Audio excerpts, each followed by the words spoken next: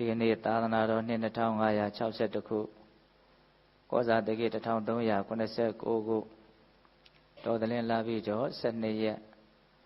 2019ခုနှစ်9လပိုင်း18ရက်တနင်္ဂနွေနေ့နန္ဒခင်ခါကာလမှာစင်ကာပူနိုင်ငံမိုးကုတ်ဝိပဿနာတရားစဉ်နဲ့လုပ်ငန်းစဉ်ပြန်ပွားရေးပြည်ပအဖွဲ့ခွဲ1သစ္စာပါရမီဓမ္မရိပ်သာမှကြီးမှုပြီးတော့စီရင်ကျင့်ပကြတဲ့360ကြိမ်မြောက်တနေ့တာဝိပဿနာအလုပ်ပေးတရားစခန်းဓမ္မဒါနအထိမ်းအမှတ်ဝါတွင်ကာလ2ရက်တာအလုပ်ပေးတရားစခန်းပွဲမှာဦးဇင်းတို့ဒီကနေ့မနက်ခင်းတရားဒေသနာများနာယူကြည်ညိုကြမယ့်အချိန်ဖြစ်ပါတယ်ဒီတော့တရားဒေသနာတို့ကိုနာယူပြီးတော့တရားဘာဝနာအလုပ်တို့ကိုကြိုးစားအထောက်ဖို့ဆိုတဲ့ရည်ရွယ်ချက်နဲ့ရောက်ရှိလာကြတဲ့အလုံးသောတရားဓမ္မပေါင်းသူတော်ကောင်းတို့ကိုဦးဇင်းတို့ဘယ်လိုတရားစကားမျိုးပြောကျင်တော့ဆိုလို့ရှိရင်မိမိတို့ရဲ့စိတ်ကိုကောင်းတဲ့ထက်ကောင်းအောင်ကြိုးစားအထောက်တဲ့နေရာမှာမြတ်စွာဘုရားကဤမျိုးစုံနဲ့ကိုယ်စိတ်ကိုကောင်းအောင်ကြိုးစားအထောက်ဖြစ်ဖို့တိုက်တွန်းတဲ့စကားသင်ကြားပေးတဲ့စကားတွေများစွာရှိပါတယ်မြတ်စွာဘုရားကတော့ဘယ်လိုကြိုးစားလို့ရှိရင်ကိုယ့်ရဲ့စိတ်ဟာပို့ပြီးတော့ကောင်းမွန်လာမယ်ဆိုတာကိုနိလန်ပေါင်းများစွာကိုသိတော်မူမြင်တော်မူလိမ္မာကျွမ်းကျင်တော်မူတဲ့အတွက်ကြောင့်ကိုယ့်ရဲ့စိတ်ကိုကောင်းအောင်ကြိုးစားတဲ့နေရာမှာဘယ်လိုလေးစဉ်းစားဘယ်လိုလေးတွေးပြီးတော့ကောင်းအောင်လုပ်လို့အဲ့လိုပေးခဲ့တဲ့ဤပေါင်းများစွာတွေကဤလေးတနည်းလို့ပြောကြပါစို့နော်ဦးဇင်းတို့အင်္ဂုတ္တပါဠိတော်သမဗရပါဠိတော်နာဂဝတ်ထဲမှာဟောကြားတော်မူခဲ့တဲ့ဂါထာတော်လေးတစ်ပုဒ်ဘာပြောထားလဲဆိုတော့အတ္တနာသောတယတ္တနံပฏิမန္တေထအတ္တနာသောအတ္တဂௌတ္တတတိမာဒုက္ခံဘိက္ခုဝိဟာဟိတိဂါထာလေးကတူတူလေးကိုယ့်ရဲ့စိတ်ကိုပို့ပြီးတော့ကောင်းမွန်အောင်ကြိုးစားအထောက်တဲ့နေရာမှာသုံးပြရမယ့်နိလန်းများစွာတွေကနိလန်းတစ်ခုလို့ဆိုကြပါစို့အတ္တနာသောတယတ္တနံပฏิမန္တေထအတ္တနာအတ္တနာမိမိဒီပင်လည်းအတ္တနာမိမိကိုယ်ကိုသောတကသောတယသောတကတက်လို့တဲ့ကိုယ့်ကိုယ်ကိုသောတကတက်ပါတဲ့ဒီစကားလေးကနားလည်ဖို့လိုတယ်နော်ကိုယ့်ကိုယ်ကိုသောတကတက်ရမယ်တဲ့တော့သောတကတက်တယ်ဆိုတာဘာလဲနော်သောတကတက်တယ်လို့သုံးကြတာရှိတယ်နော်သောတကကများသောအားဖြင့်သူများကိုတက်ကြတာပေါ့မင်းဒီလိုလုပ်တာကောင်းလားဒီလိုပြောတာကောင်းလားတကယ်တမ်းကသောတကတက်တယ်ဆိုတာသူ့ရဲ့အပြစ်ကိုထောက်ပြပြီးတော့ဘာကြောင့်ဒီလိုလုပ်ရတာလဲလို့အကြောင်းပြချက်တောင်းတာဟုတ်တယ်မဟုတ်လားတစ်ဖက်လူရဲ့အပြစ်ကိုထောက်ပြပြီးတော့နော်ဘာကြောင့်ဒီလိုလုပ်ရတာတုံးဘာကြောင့်ဒီလိုပြောရတာတုံးလို့ခိုင်မာတဲ့အကြောင်းပြချက်ပေးလို့တောင်းတာနော်ယုံသုံးဝါဒနဲ့ပြောရမယ်ဆိုရင်တော့ထုကြည်လွာတောင်းတယ်လို့လည်းဆိုနိုင်မယ်ထင်တယ်နော်သောတကတက်တယ်ဆိုတာအဲ့ဒါမြတ်စွာဘုရားကကိုပြန်ပြီးတော့သောတကတက်ပါတဲ့မင်းဒီလိုလုပ်တာကောင်းလားဒီလိုနေတာထိုင်တာကောင်းလားဒီလိုတွေးတာကြံလားကောင်းလားဘာကြောင့်ဒီလိုလုပ်ရတာလဲဘာကြောင့်ဒီလိုပြောရတာလဲဘာကြောင့်ဒီလိုတွေးရတာလဲကိုဘာလုပ်ရမှာတော့သောတကတက်ရမယ်တဲ့နော်ဒီအဆုံးအမကတော်တော်လေးစဉ်းစားကြရကောင်းတဲ့အဆုံးအမတခြားမြတ်စွာဘုရားရဲ့အဆုံးအမဩဝါဒနဲ့သိပြီးတော့မသက်ဆိုင်တဲ့အဆုံးအမမျိုးတွေထဲမှာဒီအဆုံးအမမျိုးတွေ့ရဖို့မလွယ်ပါဘူးဟုတ်တယ်မဟုတ်လားကိုသောတကတက်ရမယ်ဆိုတော့အံ့အောင်အောစရာကောင်းတယ်ညာသဖြင့်လူတွေကသူများကိုပဲသောတကတက်ကြတယ်ကိုယ့်ရဲ့စိတ်ကိုပို့ပြီးတော့ကောင်းမွန်ခြင်းတယ်ဆိုလို့ရှိရင်ပို့ပြီးတော့အဆင့်မြင့်ခြင်းတယ်ဆိုလို့ရှိရင်ကိုသောတကတက်ရမယ်ပြီးတော့ဗာဆက်ပြောတာတော့ပฏิမန္တေထအတ္တနာတဲ့ကိုစုံစမ်းမှစစ်ဆေးပါတဲ့နော်ကိုယ့်ရဲ့အခြေအနေမှန်ကိုသိအောင်ကိုစုံစမ်းရမယ်စစ်ဆေးရမယ် ငါကဘယ်လိုငါလဲပေါ့ငါမှာကောင်းတာတွေဘယ်လောက်ရှိလဲမကောင်းတာတွေဘယ်လောက်ရှိလဲကောင်းတာတွေဘယ်လိုလုပ်ဖြစ်လဲမကောင်းတာတွေဘယ်လောက်လုပ်ဖြစ်လဲအခြေအနေမှန်ကိုသိအောင်အောင်ရှင်ကိုအထင်ကြီးတာမျိုးသို့မဟုတ်အထင်သေးတာမျိုးလွယ်မှားမှုရှိတတ်တယ်ရမ်းပြီးတော့ကိုကစိတ်ကူးနဲ့တွေးထားတာတွေကတိတိကျကျစုံစမ်းစစ်ဆေးတာမျိုးမဟုတ်တဲ့အတွက်ကြောင့်အဖြစ်မှမဟုတ်ဘူးဟုတ်လားဒါကြောင့်ကိုတိတိကျကျကိုဟာဘာလဲဆိုတာကိုသိဖို့လိုအပ်တယ်ပေါ့အဲ့ဒါကိုကောင်းအောင်ကြိုးစားတဲ့နေရာမှာအသုံးပြုရမယ်နည်းလမ်းတစ်ခုနော်ဒီနည်းလမ်းနှစ်ခုစောတကတက်တာရဲ့စုံစမ်းတာရဲ့မတူဘူးနော်စောတကတက်တယ်ဆိုတာကနည်းနည်းပို့ပြီးတော့ပြင်းထန်မယ်လို့ထင်တယ်နောက်ကိုကောင်းအောင်ကြိုးစားတဲ့နေရာမှာပို့ပြီးတော့သူကပြင်းထန်တဲ့နည်းလမ်းတစ်ခုနော်ဒါကကိုယ့်ရဲ့အခြေအနေမှန်ကိုသိပြီးတော့မှနော်ဒီလိုလုပ်တာကောင်းလားဒီလိုနေတာထိုင်တာကောင်းလားဒီလိုအခြေအနေမျိုးနဲ့ဒီလိုကြီးနေပြလိုက်တာကောင်းသလားလို့စောတကတက်တာထိတ်လန့်မှုကိုရသွားစေတယ်ဟုတ်လားဒါစိတ်ပိုင်းဆိုင်ရာကြိုးစားအထောက်အမဲ့နီလန်းနေလို့ဆိုနိုင်တယ်နော်ဒါကြောင့်မြတ်စွာဘုရားနံပါတ်1ကိုစောတကတက်ပါနံပါတ်2ကိုစုံစမ်းမှာအဖြေမှန်သိအောင်လုပ်ပါအဲ့ဒါလို့ဆိုရင်ဘာဖြစ်လာမှာတော့တဲ့သောအတ္တဂုဏ်တတိမာဒုက္ခံဘိက္ခုဝိဟာဟိတိကိုစုံစမ်းတဲ့ပုဂ္ဂိုလ်ကိုစောတကတက်တဲ့ပုဂ္ဂိုလ်ဟာတတိရှိလာလိမ့်မယ်တဲ့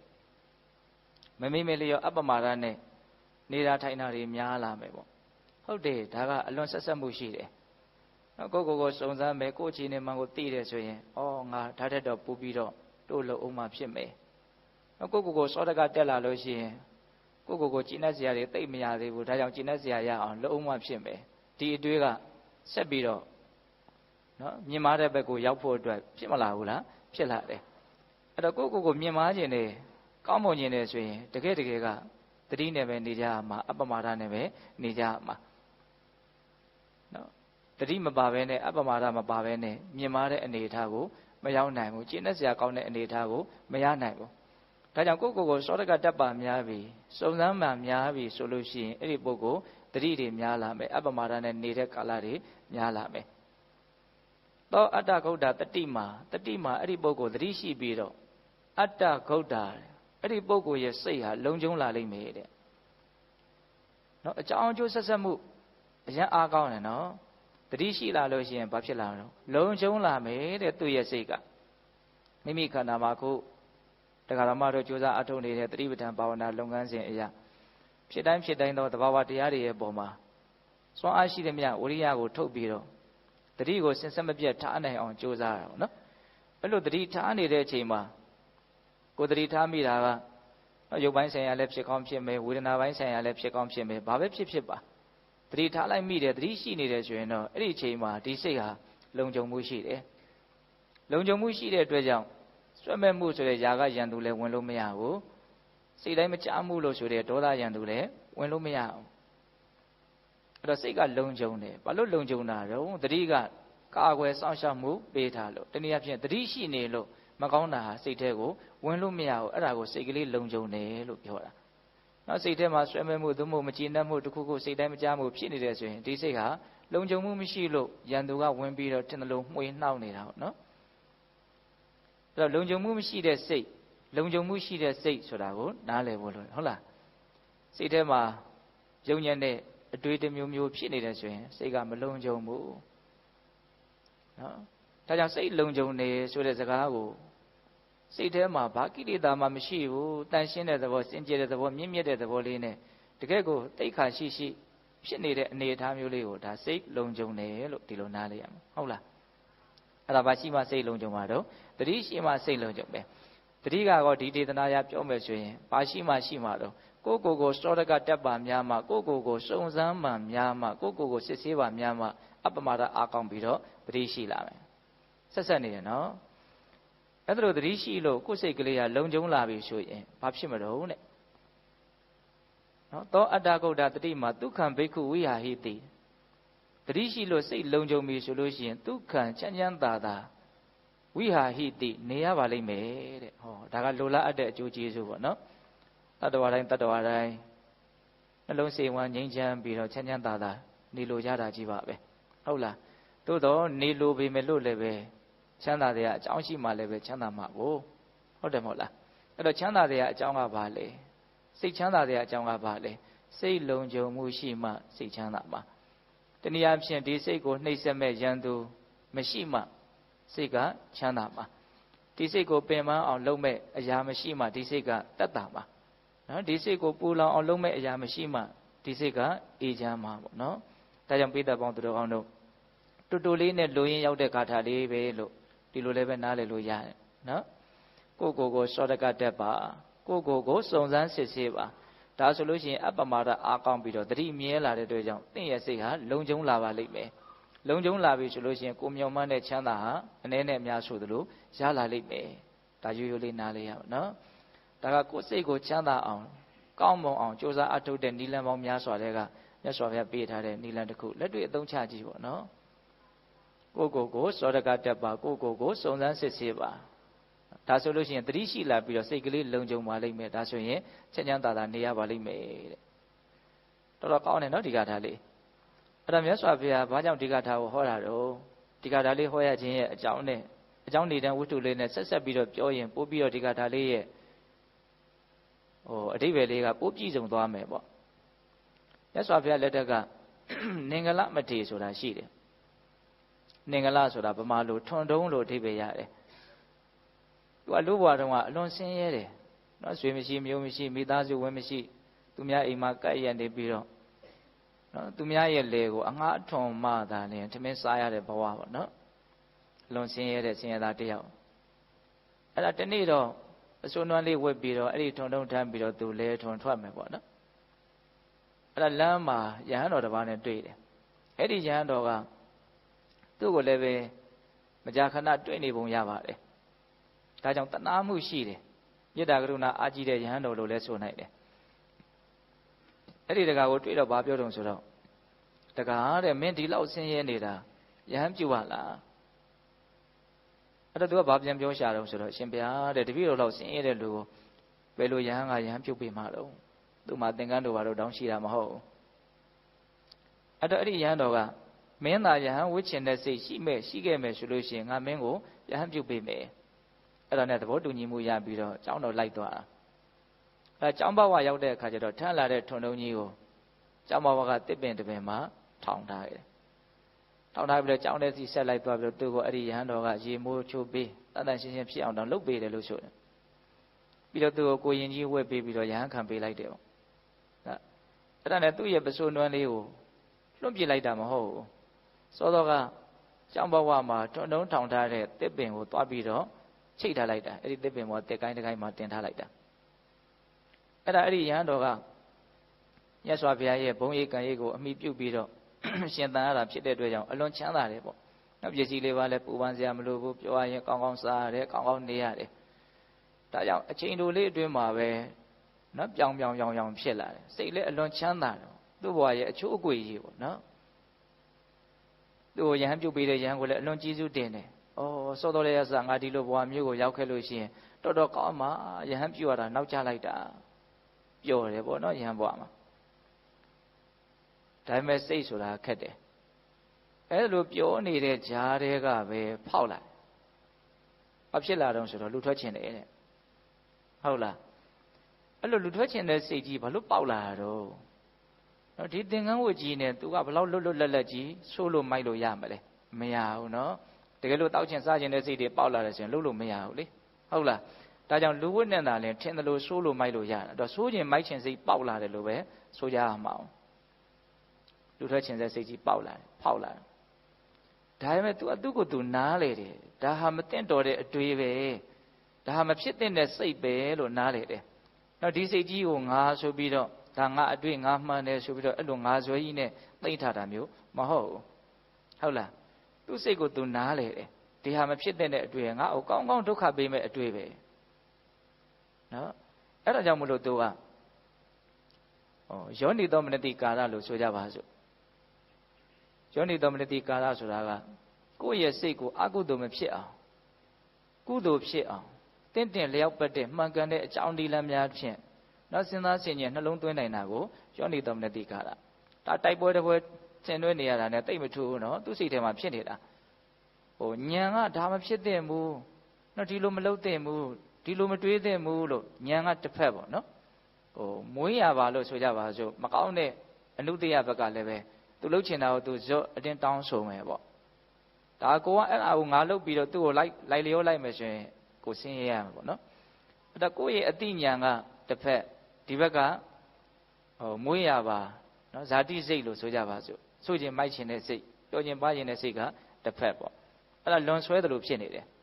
အဲ့ဒါသူ့ဘက်ကအားကောင်းအောင်နိုင်သွားအောင်ဘယ်သူကအားပေးမလို့ဘယ်သူပါဖို့လို့တော့ဆိုရင်ရောနေတော်မနတိကာလလို့တယ်တကယ်လို့သာသူဟာတင်းလျောက်ပတ်လျောက်ကန်းအောင်စဉ်းစားတတ်မယ်ဆင်ခြင်တတ်မယ်ဆိုလို့ရှိရင်သူ့ရဲ့ဉာဏ်ဘက်ကနိုင်သွားမယ်ပေါ့နော်အဲ့လိုနိုင်သွားလို့ရှိရင်စိတ်ဆိုးစိတ်မိုက်စိတ်ရိုင်းရဲ့တော့ဒုက္ခပေးတာကိုသူမခံရအောင်အဲ့ဒါနဲ့သူ့ကိုယ်သူစူးစမ်းပြီးတော့ဆုံးမတယ်ဒါမသိတော့ဘူးဒါမသိတော့ဘူးငါအလွန်ဆင်းရဲတဲ့အနေထားကနေပြီးတော့အလွန်ချမ်းသာတဲ့ဘဝကိုရောက်လာတာစောတော်တုန်းကပျော်လိုက်တာကောင်းလိုက်တာယဟန်ပြုတ်ရတာနောက်တောင်ကြတယ်လို့ထင်ကြတုန်းကလည်းဒီစိတ်ပဲနော်အခုမြန်မြန်ပြေးခြင်းပြီဆိုတော့လေဒီစိတ်ပဲစိတ်ရဲ့သဘာဝကမနေ့ကပြောခဲ့တယ်မှတ်မိလားမယုံရဆုံးသောအရာကိုယ်စိတ်ပဲဆိုတာဟုတ်တယ်မဟုတ်လားသူအမျိုးမျိုးသတင်းပေးနေတာပဲလေကောင်းတယ်ဆိုတော့လည်းသူပဲမကောင်းဘူးဆိုတော့လည်းသူပဲအဲ့ဒါကိုသူနားလေတဲ့သဘောပေါက်တယ်အဲ့ဒါကြောင့်မလို့သူကဒီဥစ္စာကြီးကိုလွတ်ပြီးတော့အမှန်ဆိုပြီးတော့မလိုက်လျောလိုက်ဘူးသူ့ကိုတတ်နိုင်တယ်များထိမ့်သိမ့်မယ်အဲ့ဒီထိမ့်သိမ့်တာကိုဘာနဲ့ထိမ့်သိမ့်မလို့ယောနိသောမနတိကာရနဲ့ထိမ့်သိမ့်ရမှာဟုတ်လားအဲ့ဒီယောနိသောမနတိကာရနဲ့သူကြိုးစားတယ်ဒါပေမဲ့တိတ်ပြီးတော့မနိုင်ဘူးမနိုင်တဲ့အခါကျတော့ငါအကူညီယူမှဖြစ်မယ်ငါဘက်ကနိုင်အောင်ငါအကူညီယူမှဖြစ်မယ်အဲ့ဒါနဲ့ဘာလုပ်လဲဆိုတော့ခေါင်းကိုင်းစိုက်ချပြီးတော့ကျောင်းပြင်မဲ့ထွက်သွားတယ်ကျောင်းပြင်မဲ့ထွက်သွားပြီးတော့ကျောင်းဘဝမနီမွေးကတစ်ပင်မှာသူယဟန်ပြုတ်ကနေတုန်းကထောင်ထားခဲ့တဲ့ထွန်းတုံးကြီးရှိတယ်ဟုတ်လားနော်သူရဲ့ရှိစုမဲ့စုပိုင်ဆိုင်မှုလို့ဆိုတဲ့ပစိုးနွမ်းလေးရှိတယ်အဲ့ဒီပစိုးနွမ်းလေးကတစ်ပင်မှာချိတ်ထားတယ်ထွန်းတုံးကတစ်ပင်မှာထောင်ထားတယ်အဲ့ဒီနာမှာခြေစုံရက်ပြီးတော့အဲ့ဒီထွန်းတုံးနဲ့ပစိုးနွမ်းကိုသူစစ်စစ်ကြည့်ဟုတ်လားဒါပါလေအကူကြီးယူတာနော်သူမနိုင်တော့လို့ဒီအာယုံကိုအကူကြီးယူတာအဲ့ဒီအာယုံကသူ့ကိုဘလို့အတွေးတွေဖြစ်စီမလဲနော်တရားဓမ္မတို့ဦးဇင်းတို့မှာအသေးသေးတချို့ဆိုရင်ကိုယ့်ဘဝမှာအမှတ်ရစရာလေးတွေရှိနိုင်တယ်နော်သူများအတွက်ဘာမှမထူးခြားဘူးအဲ့ဒါကဒါပေမဲ့ကိုယ့်အတွက်တော့အရင်ထူးခြားတဲ့အမှတ်တရလေးတွေမရှိနိုင်ဘူးလားနော်ဒါကိုမြင်လိုက်တာနဲ့စိတ်ကတခါလေအတိတ်ကိုအဝေးကြီးပြန်ရောက်ပြီဟုတ်တယ်ဟုတ်လားရှိရနော်ကောင်းတာရောဆိုးတာရောမျိုးပေါ့လေဟုတ်လားအခုလည်းသူကအဲ့ဒီနီးကိုသုံးတာဒီထုံတုံးတဲ့ပစိုးနွမ်းကိုကြည့်ပြီးတော့သူ့စိတ်ထဲမှာဘာတွေတွေးမလို့မင်းအလွန်မိုက်တယ်လို့ဒီအဖြေပဲထွက်မယ်ဟုတ်တယ်မဟုတ်လားမင်းမှာပိုင်တာဆိုလို့ရှိတာဆိုလို့ဒါလေးပဲရှိတာဒီလောက်ဆင်းရဲတဲ့ပူလောင်တဲ့ရှုပ်ထွေးတဲ့အနေထားတွေကိုစွတ်အတင်းခုံပြီးတော့ချရင်ဘာအားကိုနဲ့မင်းသွားကျင်တာတော့သူ့ကိုယ်သူဘာလုပ်နေရတော့စောင်းမတာနော်စောတော့ဒေသနာရပြောမှဆိုရင်ဒါသူ့ကိုယ်သူစောတကတက်နေတာမင်းဒီလိုလုပ်တာကောင်းလားကြည်သမ်းမအောင်ဒါသူ့ကိုယ်သူစောတကတက်နေတာဟုတ်တယ်မဟုတ်လားဒါလှုပ်တဲ့လှုပ်ထိုက်တဲ့အလုပ်လို့မဆိုနိုင်ဘူးလားဆိုနိုင်တယ်နော်ယောနိသောမနတိကာရအားကောင်းအောင်အာယုံကိုအကူအညီယူတာပေါ့အဲ့တော့သူ့စိတ်ထဲမှာပိုးပြီးတော့ထိတ်လန့်သွားတယ်ဩငါတော်တော်အသုံးမကျတာပဲအဖြေမှန်ကြီးရရနော်ဒါစုံသန်းရလည်းမရဘူးလားရှောက်တယ်နော်သူ့ကိုယ်သူစောတကတက်လိုက်တဲ့အခါကျတော့စုံသန်းပြီးသားလည်းဖြစ်သွားတာပေါ့ဩတော်တော်မဟုတ်တာပဲအဲ့ဒါနဲ့စောစောကလူထွက်ခြင်းတဲ့စိတ်ကငြိမ်ကြသွားတယ်နိုင်သွားတယ်ပေါ့နော်အဲ့လိုနိုင်သွားတဲ့အခါကျတော့သူဘာလုပ်တော့ပြန်လာပြီးတော့ရဟန်းဘွားမှာဒီလိုပဲပျော်မှုမိနေပြန်ရောက်ဒါပေမဲ့စိတ်ကမရပြန်ဘူးထပ်ပြီးတော့ဖောက်လာပြန်တယ်နော်ထပ်ပြီးတော့ဖောက်လာပြန်တယ်အဲ့သူနားလေတယ်ဟောဒီစိတ်ကြီးဖောက်လာပြန်ပြီဒီယောဂဟောင်းထလာပြန်ပြီသူသိတယ်အဲ့တော့ဘာလို့တုံးဆိုယောဂကဒီယောဂပဲဆိုတော့နော်ဆေးကလည်းဒီဆေးပဲပေါ့ဟုတ်လားဒီယောနိသမဏတိကာရနဲ့သူ့ကိုယ်သူပဲဒါဖြစ်လာပြန်ပြီတိုက်ခိုက်တယ်ကြိုးစားပြီးတော့တိတ်တိတ်ပုံလုံနေတာပဲဒါဘယ်သူမှဒီလိုကြီးသူ့မှာကြိုးစားရုန်းကန်နေရတယ်ဆိုတော့ဘယ်မှမသိပါဘူးသူတယောက်တည်းရုန်းကန်နေရတယ်နိုင်လားဆိုတော့မနိုင်တဲ့အခါသူပဲသွားတော့အကူကြီးရှိရသွားမယ်ပေါ့ဟုတ်လားပဲရောက်သွားတော့ထွန်းတုံးနဲ့ပစိုးနွမ်းလေးချိတ်ထားတဲ့ထွန်းတုံးထောင်ထားတဲ့တစ်ပင်ချီရင်ရောက်သွားတယ်ကြည်ပြန်တဲ့ဒီအာယုံကိုအဲ့ဒီအာယုံကသူ့ကိုအတွေးတစ်ခုခုပေးလိုက်မယ်ဟုတ်လားအဲ့ဒီအတွေးကပါလဲသူ့ဘက်တော်သားဖြစ်မယ်နော်ဟုတ်လားအဲ့ဒီမှာပြန်ပြီးတော့ငြိမ်သွားပြန်တယ်ကြောင်းပြလမ်းများတယ်ဟုတ်နေပြန်တယ်ဒါပေမဲ့ပြန်လာမကြဘူးဖောက်ပြန်တယ်ဟော ဒါဒီဘဝမှာယဟန္တာဖြစ်မဲ့ပုဂ္ဂိုလ်ပဲတာမန်ပုဂ္ဂိုလ်မဟုတ်ဘူးအဲ့ဒီလိုပုဂ္ဂိုလ်မျိုးရဲ့စိတ်ကိုတောင်မှမှွေနောက်ခြောက်ချနိုင်တယ်ဆိုတာလေးကလည်းစဉ်းစားရပါဦးဇင်းတို့မင်းကုန်းတထုံစီတုံဆရာတော်ကြီးဆိုတာရှိတယ်နောက်ပိုင်းကျတော့အနာဂံလို့လည်းပြောကြတာရှိတယ်ပေါ့နော်ယဟန္တာလို့သမုတ်ကြတာလည်းရှိတယ်မဟာကြီးဆိုကြီးရဲ့ဆရာပေါ့ဘုန်းတို့စကိုင်းမြို့နယ်တွေကသူ့ရဲ့ဇာတိရလူ3ကထွက်တယ်သိလားတခါဆိုဇွတ်ထွက်တယ်သူညီမတွေကိုစိတ်မချလို့ဆိုပြီးထွက်သွားတာစာလည်းအရန်တက်တယ်သူပါဠိလိုရေးတဲ့ကျမ်းစာတွေတောင်ရှိတယ်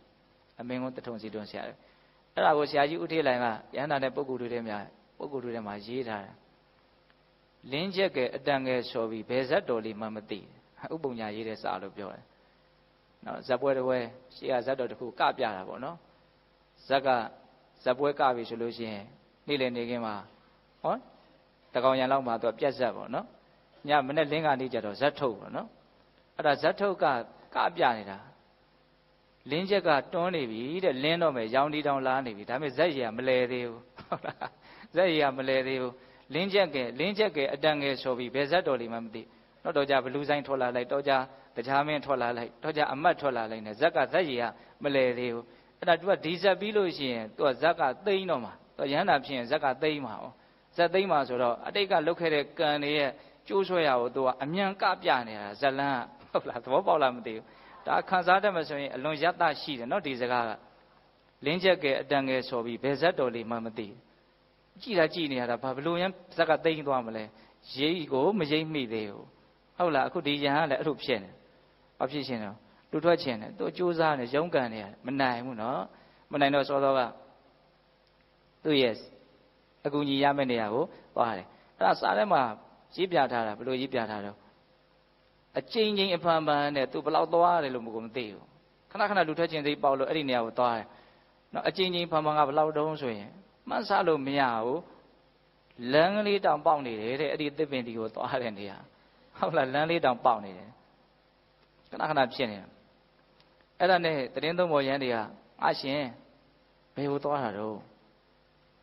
မေးတဲ့အခါကျတော့ဘာပြန်ပြောလို့ဆိုဆရာကြီးသွားတာလို့ပြောတယ်ဟုတ်လားနော် तू ကစကားပြောရလဲကောင်းတယ်လို့ဆိုရမယ်နော်ပါတယ်တော့ဆရာကြီးသွားတာတဲ့ဒကာသမားတို့ဦးဇင်းတို့မှလည်းပဲအဲ့လိုဆရာလေးတွေအသီးသီးတော့ရှိတဲ့တယ်သူ့လိုထုံထုံနဲ့မစိုးနှွမ်းတော့ပဲဟုတ်မလို့ဟုတ်လားကိုလည်းပဲကိုယ့်ရဲ့စိတ်ကိုကောင်းသွားစေမဲ့ဆရာကောင်းတော့ရှိတဲ့တယ်ဒါကြောင့်မို့တရားတွေနာလိုက်ရင်စိတ်ကလေးငြိမ်ပြီးတော့ကောင်းသွားဆိုအဲ့တရားကိုယ်လေးနဲ့အဲ့တရားစတစ်လေးနဲ့ကက်ဆက်လေးကကိုယ်ဆရာပေါ့ဟုတ်တယ်မဟုတ်လားစာတွေဖတ်လို့ကောင်းသွားတယ်ဆိုရင်အဲ့ဒါကိုယ်ဆရာပေါ့ဘာကိုဘယ်ရာငါစိတ်ကိုပိုးကောင်းသွားစီမလဲဤမျိုးစုံနဲ့ကိုစူးစမ်းမှာရုန်းကန်မှာဟုတ်ရဲ့လားနော်ဒါကိုဘာခေါ်တော့ယောနိသောမနတိကာရကိုမဆိုနိုင်ဘူးလားဆိုနိုင်တယ်နော်အဲ့ဒါနဲ့နောက်တော့တဖြည်းဖြည်းနဲ့လူထွက်လူစိတ်ကကျဲသွားတယ်သူအရှုံးမပေးဘူးနော်အရှုံးမပေးဘူးဟုတ်လားတဖြည်းဖြည်းနဲ့သူ့ဆရာကြီးကိုသွားရတဲ့ခောက်ရည်နင်းနေသွားတယ်အဲ့ဒါနဲ့ဘာဝနာကိုဇောက်ချပြီးတော့တကယ်ကြိုးစားတဲ့အခါကျတော့အာတောကုန်ခံယဟန္တာဖြစ်တယ်အဲ့လိုယဟန္တာဖြစ်ပြီဆိုတော့သူ့ဆရာကြီးကိုသူသွားစရာမလိုတော့ဘူးသူအကူကြီးလည်းတောင်းစရာမလိုတော့ဘူးဟုတ်လားအကူကြီးတောင်းစရာမလိုတဲ့အတွက်ကြောင့်ဆရာကြီးလည်းသွားစရာမလိုဘူးအဲ့တော့ယဟန်တော်တွေကသူ့ကိုမေးကြတာငါရှင်တင့်ဆရာကြီးကိုမသွားဘူးလားခုမသွားတာကြာပါပြီအဲ့တော့သူကဘာပြန်ပြောတော့ဆိုတော့ငါတို့ချင်းဆက်ဆံမှုရှိတုန်းကသာသွားရတာပါတဲ့အခုငါတို့ချင်းဆက်ဆံမှုမရှိတော့ဘူးတဲ့အဲ့ဒီစကားလေးကလည်းကောင်းတယ်နော်ဆက်ဆံမှုရှိရင်သွားရတာပဲဟုတ်လားအဲ့ဒီဆက်ဆံမှုကကိုယ်ကိုဆွဲခေါ်နေတာမလာလို့ကိုမရဘူးမသွားလို့ကိုမဖြစ်ဘူးဟုတ်တယ်မဟုတ်လားအဲ့တော့ယဟန်တော်တွေကနားလေတယ်ဩဒါအရဟတမဉ္ဇဉ်အရဟတဖူဉ္ဇဉ်ရတယ်ဆိုတာကိုဝန်ခံနေတာသူကသူယဟန်တာလို့ပြောနေတာအဲ့ဒါနဲ့မြတ်စွာဘုရားကိုသွားပြီးတော့ရှောက်တယ်နော်ဒီယဟန်ကအဲ့လိုမျိုးပြောနေတယ်အဲ့မှာမြတ်စွာဘုရားခေါ်တော်မူပြီးတော့ယဟန်တွေရဲ့ရှေ့မှာဟုတ်တယ်တဲ့သူဟာသူပြောတဲ့အတိုင်းမှန်တယ်ယဟန်တာဖြစ်နေတယ်အဲ့ဒီမှာပဲသောသောကဂါထာလေးကိုဟောပြတာဒါသူ့ရဲ့အကျိုးစီးပွားအတွက်မဟုတ်ဘူးသူ့ရဲ့ဖြစ်ရက်ကိုအခြေခံပြီးတော့ကျမ်းတဲ့တရားနာနေတဲ့လူတွေရဲ့အကျိုးစီးပွားအတွက်မြတ်စွာဘုရားကသောသောကဒေသနာလေးကိုဟောတာမသူဘလောက်ကြိုးစားရုန်းကန်ခဲ့ရတယ်လဲဆိုတာလေးနဲ့နှိုင်းယှဉ်ပြီးတော့သောသောကဒေသနာလေးကိုစဉ်းစားရမှာနော်အတ္တနာသောတယတ္တနံပฏิမန္တေထအတ္တနာသောအတ္တဂုတ်တာတတိမာဒုက္ခဘိက္ခုဝိဟာဟိတိသူတကယ်စစ်မှန်တဲ့ချမ်းသာကိုသူရသွားပြီယန္တာဖြစ်သွားပြီဆိုတော့ ဘာလို့စစ်မှန်တဲ့ချမ်းသာကိုသူရသွားတော့သူ့ရဲ့စိတ်ထဲမှာဘာကိလေသာမှဝင်လို့မရတော့သူ့ရဲ့စိတ်ဟာရာနှုံးပြည့်စိတ်ချလက်ချလုံခြုံသွားပြီဝင်ရကိလေသာကိုသူ့မှာအနုတ္တရသဘောမရှိတော့ဘူးဘာလို့သူကအဲ့လောက်ထိသူ့ရဲ့စိတ်ကြီးကလုံခြုံသွားတာတော့သတိရှိလို့နော်အပမာဒနဲ့သူစ조사အထုတ်ခဲ့လို့ဘာလို့သူအဲ့ဒီမြင့်မြတ်တဲ့လုပ်ငန်းကိုစ조사အထုတ်ဖြစ်တာတော့သူ့ကိုယ်သူအခြေအနေမှန်ကိုသိတယ်နားလေတယ်သူ့ကိုယ်သူစောတကအကျိန်မောများစွာတက်ခဲ့တယ်ဟုတ်လားအရှုံးမပေးလိုက်ဘူးနော်ကောင်းအောင်လုပ်မယ်ကောင်းအောင်လုပ်မယ်ဤမျိုးစုံနဲ့သူလုပ်မယ်သူစ조사အထုတ်ခဲ့တဲ့အနေအထားလေးတွေနဲ့ဒေသနာကိုရှင်းပြီးတော့တွေးကြည့်ရင်ပို့ပြီးတော့အရသာရှိမယ်ပေါ့ဟုတ်လားဒါကြောင့်ပေးသက်ပေါင်းသူတော်ကောင်းတို့ကိုကောင်းကျင်တယ်မစစ်မှန်တဲ့ချမ်းသာကိုရကျင်တယ်ဆိုလို့ရှိရင်ကိုယ်စိတ်ကလေးလုံခြုံမှုရှိဖို့လိုတယ်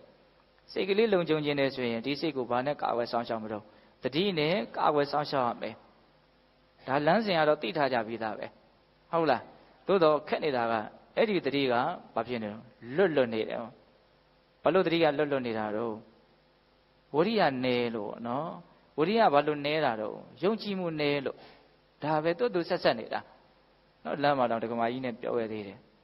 နော်တရားကလည်းရကျင်လိုက်တာတဲ့နော်ကြိုးလဲကြိုးစားပါရဲ့တရားကလည်းမရဘူးတရားကလည်းခက်လိုက်တာလို့ပြောတော့တဘာဝရိပ်သာဆရာတော်ပြောတယ်တဲ့ပြောမနေနဲ့အဲ့ဒါတကယ်မရကျင်လို့တကယ်မလုပ်လို့မရတာဘာမှမဟုတ်ဘူးအပူတွေလို့ပြောတယ်ဟုတ်လားနော်စဉ်းစားကြည့်နော်တကယ်တရားရကျင်တယ်ဆိုရင်ရမှာနော်အခုတရားသမားတို့ရောဥရှင်တို့ရောအခုကတော့အပြောတွေဖြစ်နေတာပေါ့ဟုတ်တယ်မဟုတ်လားတကယ်ရကျင်ရမှာမရတာဘာဖြစ်လို့မရတကယ်ကိုရကျင်တဲ့စိတ်ကမထက်တန်လို့ခုစဉ်းစားလေကိုဒါကိုဘယ်လောက်ရကျင်လဲမရကျင်လဲဆိုတာကိုဘယ်လောက်ရှာနေလဲရှာမနေဘူးလဲဆိုတာကိုစစ်ကြည့်ကိုဘာတွေရှာနေတော့စဉ်းစားကြည့်တရားရှာရင်တရားရမှာပေါ့ဟုတ်တယ်မဟုတ်လားကျန်တဲ့ချိန်တွေမှာဘာတွေရှာနေတော့အများကြီးပဲလေရှာနေတာဒီမှာနည်းနည်းမှမဟုတ်ပဲဟုတ်လားအမျိုးမျိုးရှာနေတာအဲ့တော့ကိုရှာတာဘာတွေရှာတာလို့ဆိုရင်ကိုတန်ဖိုးရှိတဲ့ထင်တာတွေရှာတာပဲကိုကောင်းတဲ့ထင်တဲ့တွေရှာတာပဲကိုအရေးကြီးတဲ့ထင်တာကိုရှာတာပဲမဖြစ်မနေလို့ကိုထင်တာနော်တချို့ကဒါကိုရဲ့ဉာဏ်ကမပေးတဲ့အတိအမြင်တိုင်းမလုပ်နေကြတော့ရှာနေကြတာအဲ့ဒါယုံကြည်မှုဆိုတာအဲ့ဒါကိုယဉ်ညွှန်းတာနော်ကိုကဘယ်ဟာကိုတန်ဖိုးရှိတယ်လို့တကယ်ယုံကြည်တာလဲဘယ်ဟာကိုကိုကတကယ်ရထိုက်တယ်လို့တကယ်ယုံကြည်တာလဲဟုတ်တယ်မဟုတ်လားတရားကိုလည်းပဲတန်ဖိုးမရှိဘူးလို့တန်ဖိုးရှိတယ်လို့မယုံကြည်ဘူးလို့မဆိုလို့ယုံတော့ယုံတယ်လို့တော့ယုံတယ်ဒါပေမဲ့ဓမ္မဒါဆိုတဲ့အဆင့်ထိယုံကြည်မှုကမထက်တန်သေးဘူးဒါကိုယဉ်ညွှန်းတာနော်ထိုက်တဲ့တရားတရားရှိလို့ဒါဒီနေရာရောက်လာကြတာဟုတ်တယ်မဟုတ်လားဟောဒါအလွန်ကောင်းတယ်ဒါလုံးဝဖြစ်မဲ့ရှုပြီးတော့ဒါရောက်လာကြတာပါဟုတ်လားသို့တော့တရားဘာလို့မရသေးတာလဲလို့မေးရင်ရလောက်တဲ့ကြိုးစားအထောက်မှုမရှိလို့ရလောက်တဲ့ကြိုးစားအထောက်မှုကဘာလို့မရှိတာတော့လို့မေးရင်အဲ့ဒါကိုတကယ့်ကိုလှိုက်လိုက်လဲဥလိုက်သေးလိုက်ဓမ္မဒါဆိုတဲ့စိတ်ယုံကြည်မှုမထက်တန်တော့ဟုတ်တယ်မဟုတ်လားဒါလိုတယ်နော်ဒကာကြီးမိုင်းများနော်ဒါကြောင့်အခုဒီမှာဘာလို့သူ့ရဲ့စိတ်ကလုံခြုံတာတုံးလို့မေးရင်သတိရှိလို့ဘာလို့သတိရှိတာတုံးလို့မေးရင်သူ့အခြေအနေသူနားလေတယ်သူ့ကိုယ်သူစောရကတက်မှုတွေအများကြီးရှိတယ်အများကြီးကြိုးစားတယ်ဟောငါချမှတ်ထားတဲ့ပန်းတိုင်ကဘာလဲလမ်းစဉ်ကဘာလဲ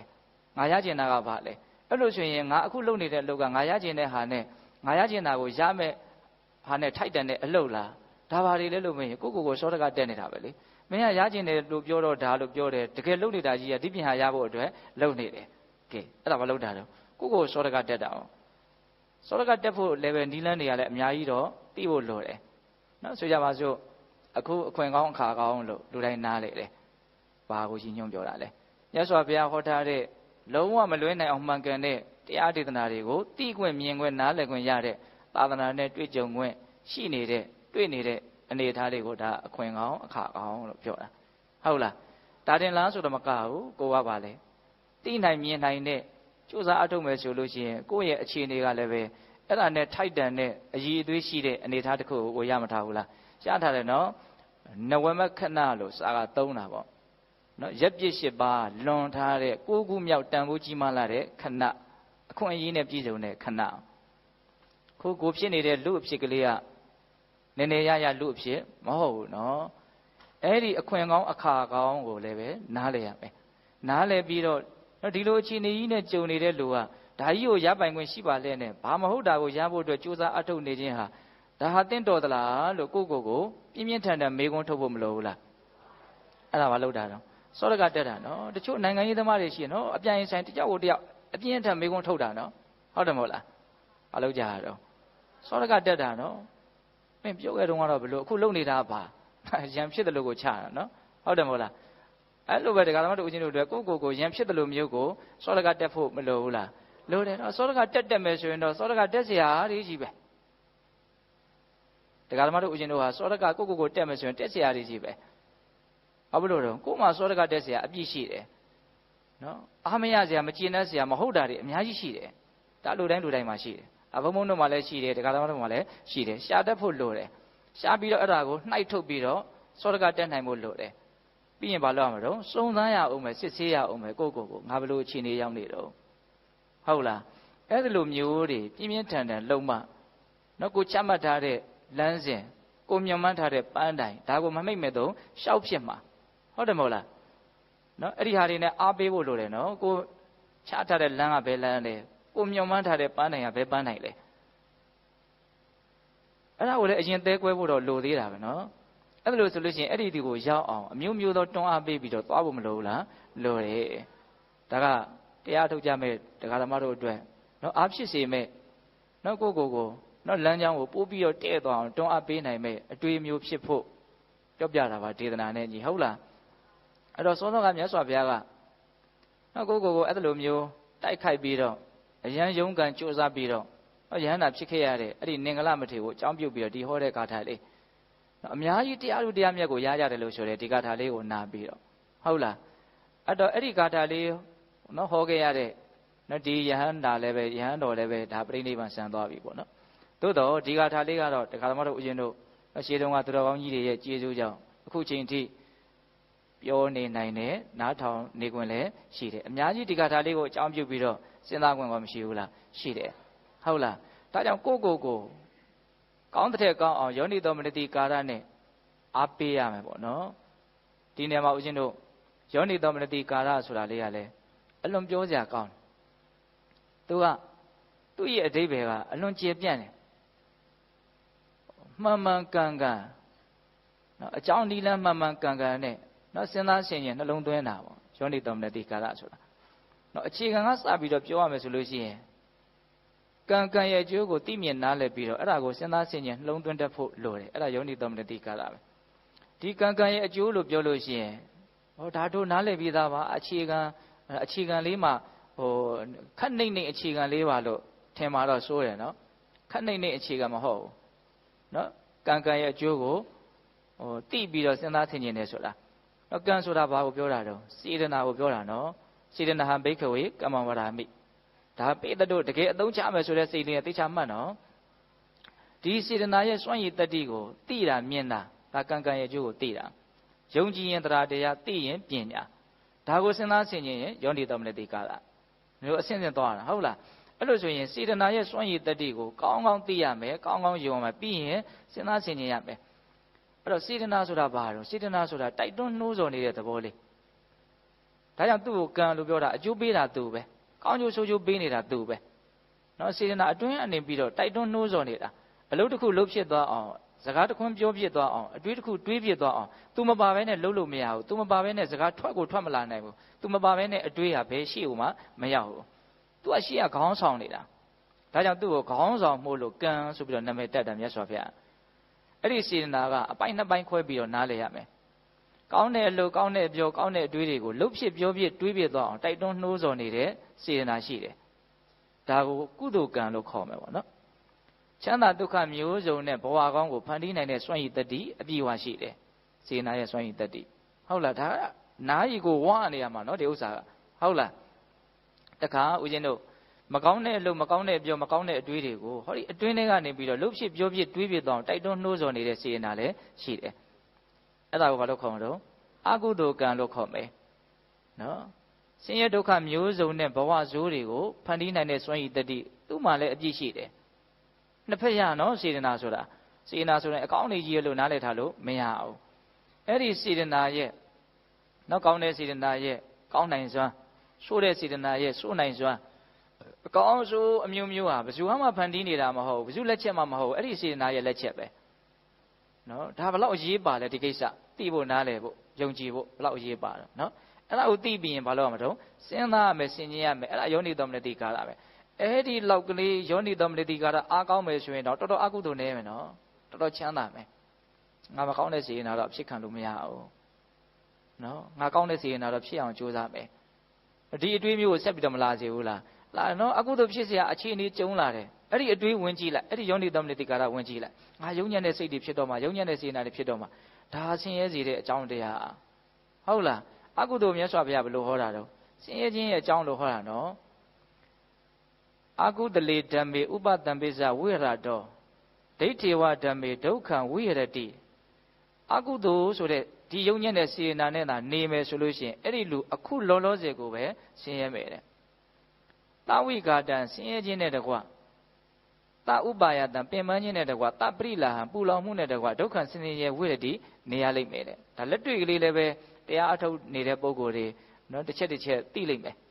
ကိုယ်မှယုံညံ့တဲ့စေနာစိတ်ဝင်လာပြီဆိုတာနဲ့ပူကနေသွားတာမျိုးပေါ့လေးကနေသွားတာမျိုးမကောင်းတဲ့စိတ်ဝင်လာတာနဲ့အလွန်သိလာတဲ့အချက်ကတော့အိတ်တာမစ္စရိယနော်တခုခုဖြစ်လာပြီအယံဆင်းရဲတယ်ဒီဥစ္စာဟုတ်လားလူချင်းမမောမှုဖြစ်လာပြီသူကတော့မောပန်းနွမ်းနေတဲ့သဘောကိုထင်ရှားပြတတ်တယ်မကျေနပ်မှုဖြစ်လာပြီဆိုရင်တော့သူကအယံကိုပူလောင်တဲ့သဘောကိုထင်ရှားပြတယ်နောက်မကျေနပ်မှုဖြစ်လို့ရှိရင်တော့အယံသိလာတယ်ဒါကြောင့်ဒီစေတနာယုံညံ့တဲ့စေတနာဝင်လာပြီဆိုတာနဲ့ဒါကိုဆင်းရဲခြင်းနဲ့တကွပင်ပန်းခြင်းနဲ့တကွပူလောင်ခြင်းနဲ့တကွလို့သုံးခုဒါအကုသိုလ်တိုင်းမှာတည်ဆွမ်းရည်ရှိတယ်နော်ဆင်းရဲခြင်းနဲ့တကွပင်ပန်းခြင်းနဲ့တကွပူလောင်ခြင်းနဲ့တကွနော်ပါဠိအသုံးနှုန်းလေးတွေပါမှတ်မိရင်အလွန်ကောင်းတယ်နော်တဝိကာတံဆင်းရဲခြင်းနဲ့တကွဝိကာတဆိုတာဆင်းရဲတာစိတ်တွေဆင်းရဲတာဟုတ်လားအဲ့ဒါနဲ့တကွပြီးတော့ပါတော့တဥပါယတံဥပါယတဆိုတာပင်ပန်းတာနော်တချို့တက်သွားတာမျိုးသတိမေ့သွားတာမျိုးအဲ့လောက်ထိပင်ပန်းတာကိုဥပါယတလို့သုံးတယ်နော်ဒီမှာတဥပါယတပင်ပန်းခြင်းနဲ့တကွပြီးတော့ပါတော့တပရိလာဟံပူလောင်မှုနဲ့တကွစိတ်ငြိမ်းအေးမှုလုံးဝမရှိဘူးတတ်တာမှုမရှိဘူးချမ်းသာမှုမရှိဘူးအဲ့ဒါလိုတွေနဲ့အနေများသွားမယ်ဆိုရင်ဘယ်ထိဆက်သွားမလို့ကာယတဗေဒပရမရဏဒုက္ကတိပါတိကင်္ခခန္ဓာကိုယ်ပျက်စီးခြင်းကြလို့ပျက်စီးရပြီသေပြီဆိုတာနဲ့အဲ့ဒီလိုယုံညံ့တဲ့ဘဝရောက်မယ်တဲ့ဟာစဉ်းစားနော်အကုသိုလ်ရဲ့ယုံညံ့တဲ့စေတနာရဲ့စွန့်ရည်တတ္တိအခုလည်းပဲပူလောင်ပင်ပန်းဆင်းရဲတယ်နောင်လည်းယုံညံ့တဲ့ဘဝကိုပို့မယ်အဲ့တော့ဒီနှစ်ခုကိုဆက်ပြီးတော့တရားဓမ္မတို့ကိုတွေးစီခြင်းအကုသိုလ်ဟာအခုလည်းဆင်းရဲတယ်နောင်လည်းဆင်းရဲတဲ့ဘဝကိုပို့မယ်လို့ပြောတယ်နော်ဆင်းရဲတဲ့ဘဝဘာဖြစ်လို့ရောက်သွားတာတော့တတ်တော်ဟာလေနိကတဲ့အကြောင်းတရားပြောလို့ရှိရင်ဆင်းရဲတဲ့စိတ်နဲ့သေလို့ဒါကိုမြင်သိချင်တာနော်နောက်ဒုတိယဘဝဘလို့အခြေအနေလဲဆိုတာသေဂာလိစိတ်ပေါ်မှာဝတ္တိတာနော်ဟုတ်လားရုပ်တဲ့စိတ်နဲ့သေလို့ရုပ်တဲ့ဘဝရောက်တာပူတဲ့စိတ်နဲ့သေလို့ပူတဲ့ဘဝရောက်တာဆင်းရဲတဲ့စိတ်နဲ့သေလို့ဆင်းရဲတဲ့ဘဝကိုရောက်ရတာအဲ့လို့ဆိုရင်သေဂာနီးမှာဘာဖြစ်လို့အဲ့လိုအသေးဆိုးကြီးနဲ့သေရတာတော့ကဲအဲ့ဒီအချက်ကစဉ်းစားရတာပဲသေဂာနီးမှာဘာလို့ပူတဲ့စိတ်ဆင်းရဲတဲ့စိတ်ရုပ်တဲ့စိတ်တွေနဲ့သေရတာတော့ပူတဲ့စိတ်ရုပ်တဲ့စိတ်ဆင်းရဲတဲ့စိတ်တွေနဲ့အနေများခဲ့လို့ဒါဒီအရှိန်သွားတာပဲဒါပဲလေနော်တောင်ဘက်ကိုင်းနေတဲ့ပင်ကိုခုတ်လဲလိုက်မယ်ဆိုရင်တောင်ဘက်ဖက်လဲမယ်တဲ့မြတ်စွာဘုရားပေးတဲ့ဥမာနော်အရှိန်ဆိုတာရှိရနော်ဒီလိုမျိုးကြီးအနေများနေတယ်ပါသက်သာတဲ့စိတ်ကိုမရှိဘူးပင်ပန်းတဲ့စိတ်နဲ့ပူလောင်တဲ့စိတ်နဲ့လေးကန်တဲ့စိတ်နဲ့ဒါကြီးပဲဒီနေ့လာလဲထားဒီနေ့လာလဲထားနော်နှစ်တွေသာပြောင်းသွားတယ်အသက်တွေသာကြီးသွားတယ်ကိုယ်စိတ်အခြေအနေကြီးကဘာမှပြောင်းလဲမှုမရှိဘူးတေဂာတိကြမှာကောင်းတာလေးလာပါလို့မျှော်လင့်ခြင်းလို့မရဘူးနော်အကုသိုလ်တွေနဲ့အနေများရင်အကုသိုလ်နဲ့သေရမှာအကုသိုလ်နဲ့သေရင်ကျုံညံ့တဲ့ဘဝသေချာပေါက်ရောက်မှာဒါပဲလောကကြီးကသူ့အကြောင်းသူ့ကျိုးသူဆက်ဆက်ပြီးတော့သွားနေတာဟုတ်လားယောနိသောမနတိကာရကနေပြီးတော့ကြည်ကြပြန့်ပြန့်တွေးဖို့လေးတွေပြောနေတာနော်အဲ့လိုပဲဦးဇင်းတို့ကောင်းမြတ်တဲ့စေတနာနော်ကောင်းတဲ့လူကောင်းတဲ့ပြောကောင်းတဲ့တွေးတွေကိုလှုပ်ဖြစ်ပြောဖြစ်တွေးဖြစ်စေတဲ့စေတနာကုသိုလ်ပေါ့နော်သူကဘယ်လိုစွန့်ရည်တတ္တိရှိတော့နော်ချမ်းချမ်းသာသာနေရစေတယ်ဒိဋ္ဌိဝဓမ္မေဒုက္ခံဝိရတိအခုလောလောဆယ်သူဖြစ်နေတဲ့အခိုက်အတန့်မှာချမ်းသာတယ်နော်အဝိကာတံဆင်းရဲခြင်းမရှိဘူးအနုပါယတံပင်ပန်းခြင်းမရှိဘူးအပရိလဟံပူလောင်မှုမရှိဘူးဒါကိုလည်းခံစားလို့ရရနော်ကောင်းတဲ့စိတ်ကလေးဖြစ်တယ်ဆိုလို့ရှိရင်ဆင်းရဲမှုမရှိဘူးချမ်းသာတယ်အဆင်ပြေတယ်ပေါ့နော်အနုပါယတံပင်ပန်းမှုမရှိဘူးတတ်တောင့်တတ်တာရှိတယ်လိုက်လျောညီတွေရှိတယ်ပြည့်ပြည့်ရောရောရှိတယ်ခံစားလို့ရတယ်ခန္ဓာကိုယ်တစ်ခုလုံးဘယ်နာလေးမှအဆင်မပြေတာမရှိဘူးနော်ခြေပြားလက်ဖြားအစအဆင်မပြေတာမရှိဘူးအကုန်လုံးအဆင်ချောနေတယ်ဟုတ်လား အနုပါယတာဘာမှမပင်ပန်းဘူးပြီးတော့ဘာလို့အပရိလာပူလောင်မှုမရှိဘူးတဲ့တချို့ကုသိုလ်စိတ်တကယ်များပြီနော်တရားဘာဝနာနဲ့တကယ်ကိုကုသိုလ်စိတ်တွေဆက်နေအောင်နေနိုင်တယ်တမိုးရှိတဲ့စိတ်တွေရက်ဆက်ပြီးတော့နေနိုင်တယ်နော်စိတ်တွေအေးလွန်းလို့ခန္ဓာကိုယ်တောင်အေးနေတယ်လို့ဆိုတယ်ဟုတ်လားပူလောင်မှုလုံးဝမရှိဘူးဒါကြောင့်ကုသိုလ်ရဲ့စွန့်ရည်တတ္တိနော်အခုလည်းပဲချမ်းသာတယ်သက်သာတယ်အေးချမ်းတယ်အဲ့လိုဆိုလို့ရှိရင်ပေတတို့သောတော်အတိုင်းစဉ်းစားဒီလိုစိတ်တွေနဲ့အနေများရင်ချမ်းသာတယ်အေးချမ်းတယ်သက်သာတယ်ဆိုတဲ့စိတ်နဲ့ပဲသူသေရမှာဟုတ်တယ်မဟုတ်လားအဲ့လိုသေမယ်ဆိုလို့ရှိရင်ဘယ်ဘဝရောက်သက်သာတဲ့ဘဝချမ်းသာတဲ့ဘဝကောင်းတဲ့ဘဝရောက်မယ်အဲ့ဒါကိုမြတ်စွာဘုရားဘယ်လိုပြောတော့ကာယတ္တဗေဒပရမရဏသုကတိပါတိကင်္ခသေချာပေါက်ကောင်းမွန်တဲ့ဘဝကိုရလိမ့်မယ်လို့မျှော်လင့်အပ်တယ်တဲ့ကုသိုလ်ရဲ့စွမ်းရည်တတ္တိအဲ့တော့ဦးဇင်းတို့အနှစ်ချုပ်ပြောမယ်ဆိုရင်နော်ဒီအကုသိုလ်ကအခုလဲဆင်းရဲတယ်နောင်လဲဆင်းရဲမှာဒါပဲနော်ကုသိုလ်ကအခုလဲချမ်းသာတယ်နောင်လဲချမ်းသာလိမ့်မယ်ဒါကြောင့်တချို့စာလေးတွေကနော်အရန်ရိုးပြီးတော့နော်တိတ်ပြီးတော့အဆင်မရှိဘူးလို့တချို့ထင်ကောင်းထင်လိမ့်မယ်ဒါပေမဲ့တချို့အရန်ကောင်းတာရှိတယ်ရှေ့ရကောင်းလို့ခုကောင်းပါသည်ခုကောင်းနောင်ကောင်းပါလိမ့်မည်ဟုတ်လားဒါကိုဘယ်လောက်နားလဲလေရှေ့ရဆိုးလို့ခုဆိုးပါသည်ခုဆိုးနောင်ဆိုးပါလိမ့်မည်နော်ရှေ့တုန်းကကုသိုလ်ကံလေးကောင်းလို့ထောက်ပံ့လို့အခုလူဖြစ်တယ်ရှေ့ရကောင်းလို့အခုကောင်းတဲ့အခြေအနေလေးရောက်တယ်အဲ့ဒါကိုကုသိုလ်စိတ်ကလေးဆက်နိုင်မယ်နော်ကောင်းတာလေးဆက်ဖြစ်အောင်လုပ်နိုင်မယ်ရှေ့ရကောင်းလို့အခုကောင်းပါသည်အခုကောင်းကိုရက်မနေပဲနဲ့အခုဆက်ပြီးတော့ကောင်းမယ်ဆိုလို့ရှိရင်နောင်ကောင်းမယ်နော်ဟုတ်တယ်မဟုတ်လားရှေ့ရဆိုးလို့အခုဆိုးပါသည်ခုဆိုးနောင်ဆိုးပါလိမ့်မည်ဟုတ်လားဒါဘာကိုပြောနေတာလဲဘုံတို့ယောနိသောမနတိကာရကိုပြောတာနော်ကိုယ်စိတ်ကိုကောင်းအောင်ကြိုးစားတဲ့နေရာမှာဒီအမှန်ကန်သိထားတဲ့နားလည်ထားတဲ့ယုံကြည်ထားတဲ့တန်ဖိုးဖြတ်လို့မရတဲ့ဒီအမြင်ကိုဘာလို့ရမှာတော့စဉ်းစားရမယ်ဆင်ခြင်ရမယ်အသုံးချရမယ်ဒါပါလေယောနိသောမနတိကာရဟုတ်လားဒီနေ့မှာဦးဇင်းတို့ယောနိသောမနတိကာရအထွတ်အထိပ်ပြောရမယ်ဆိုရင်တော့သူက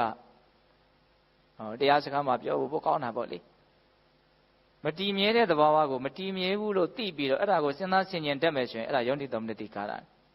ဟုတ်လားကောင်းမွန်တဲ့သဘောမဟုတ်တာကိုကောင်းမွန်တဲ့သဘောမဟုတ်ဘူးလို့အမှန်ကန်သိပြီးတော့စဉ်းစားဆင်ခြင်တဲ့ရင်အဲ့ဒါပါလေယောနိသောမနတိကာရနော်ကိုစိုးကိုပိုင်မဟုတ်ဘူးသူပဲအကြောင်းအကျိုးဆက်ပြီးတော့ဖြစ်ပေါ်ပြောင်းလဲနေတဲ့နော်အနှစ်သာရကင်းမဲ့တဲ့သဘာဝကိုအနှစ်သာရကင်းမဲ့တဲ့သဘာဝလို့သိပြီးတော့ဒါကိုစဉ်းစားဆင်ခြင်တတ်မယ်ဆိုရင်အဲ့ဒါပါလေယောနိသောမနတိကာရနောက်တစ်ချက်ကြံသေးတယ်မတန်ရှင်းသောမစင်ကြယ်သောကုဋ္ဌာသားတို့ဖြင့်တိဆောက်ထားတဲ့မိမိခန္ဓာသူတော်ဘာခန္ဓာရဲ့အခြေအနေမှန်ကိုသိမြင်နားလည်ပြီးတော့အဲ့ဒါကိုစဉ်းစားဆင်ခြင်တတ်မယ်ဆိုရင်လည်းအဲ့ဒါဟာယောနိသောမနတိကာရဗမာစကားတဲ့ပါဠိစကားကပို့ပြီးတော့တောင်နားရင်ပဲအဲ့ဒါကြတော့အနိစ္စဒုက္ခအနတ္တအတုပဟုတ်တယ်မဟုတ်လားအဲ့ဒါကိုပြောလိုက်တာနော်အနိစ္စဒုက္ခအနတ္တအတုပဖြစ်တာကိုဖြစ်မှန်းသိပြီးတော့အဲ့ဒါကိုစဉ်းစားဆင်ခြင်တတ်မယ်နှလုံးသွင်းတတ်မယ်ဆိုရင်အဲ့ဒါဘာခေါ်တော့ယောနိသောမနတိကာရအဲ့တော့ခုနတုန်းကကိုယ်စိတ်ကိုကောင်းအောင်ကြိုးစားတဲ့နေရာမှာဒီယောနိသောမနတိကာရအားကောင်းကောင်းနဲ့တွန်းအားပေးနိုင်မှနော်စိတ်ကကောင်းတဲ့နေရာကိုနော်ကိုရောက်စီခြင်းတဲ့အတိုင်းရောက်မှာဟုတ်လားပြောရလို့ရှင်ဒီစိတ်ကိုဆုံးမတဲ့နေရာမှာဒီယောနိသောမနတိကာရဆိုတဲ့လက်နဲ့မပါလို့မရဘူးဒါကြောင့်ဟိုတလောကတောင်ဘုံဘုံတို့ဟောပြသေးတယ်နော်သာနုမထေကိုအကြောင်းပြုပြီးတော့မြတ်စွာဘုရားဟောထားတဲ့ဂါထာတစ်ပုဒ်ရှိတယ်အဲ့ဒီဂါထာကဘာပြောထားတော့ဆိုတော့ तू ကစိတ်ရဲ့သဘာဝနော်စိတ်ကိုဆုံးမဖို့အတွက်နော်ဘယ်လိုလုပ်ရမလဲဆိုတဲ့နီလန်ပေးတာ तू ကတော့ဂါထာသေးလေးမဟုတ်ဘူးဂါထာကြီး तू ကဘာပြောထားတော့ဆိုတော့ဣဒံပုရိစိတ်တမစရိန်စာရိကံယေနိစကံယထကမယထာဒုက္ခံတတိဇာဟနေကနိတံမိယောနိသောဟတ္ထိပပိဏံဝေယအင်ကုတကဟောတယ်နော်ဘာပြောတော့ဣဒံစိတ်တံဤစိတ်သည်ပုရိရှိကာလဘဝများစွာတန်တရား၌ယေနိစကံအလိုရှိတိုင်းယထကမအလိုရှိရာယထာဒုက္ခံကောင်းနိုးရာအစရိန်လှဲ့လေကျက်စားခြင်းကိုစာရိကံလှဲ့လေကျက်စားခြင်းကိုအစရိန်ကျက်စားခဲ့ဘူးလားလေပြီတဲ့တရားဓမ္မတို့အရှင်တို့ပုထုဇဉ်တွေရဲ့စိတ်ပေါ့နော်ဘဝတန်တရားတစ်လျှောက်လုံးကဒီကနေ့တိုင်အောင်သူဟာထင်တိုင်းကျင်လေကျက်စားခဲ့ပြီတဲ့ထင်တိုင်းဆိုတာဘယ်လိုတော့သုံးချက်အဲ့ဒီမှာပြောတယ်အဲ့ဒါလည်းစိတ်ဝင်စားရကောင်းတယ်ယေနိစကံအလိုရှိတိုင်းယထကမအလိုရှိရာယထာဒုက္ခံကောင်းလို့ရဆိုလိုတာကစိတ်ကကောင်းတယ်ထင်တာလေးကိုကျက်စားတာတဲ့သူကောင်းတယ်ထင်တာကိုကျက်စားတာတဲ့အဲ့ဒါကိုမြတ်စွာဘုရားဘလောက်တိတိကျကျပြောတော့ကောင်းတယ်ထင်တာတွေကမှကြိုက်တာကိုရွေးပြီးတော့ကျက်စားမယ်တဲ့ဟုတ်တယ်တခါလေကောင်းတိုင်းလည်းမကြိုက်တတ်ဘူးဟုတ်တယ်မဟုတ်လားကောင်းတာကြီးကျက်စားတယ်လို့ပြောလို့လည်းမရဘူးနော်ကောင်းတယ်ဆိုတာလေးတွေကမှကိုကြိုက်တာကိုတစ်ဆင့်ထပ်ပြီးတော့မရွေးဘူးလားရွေးရနော်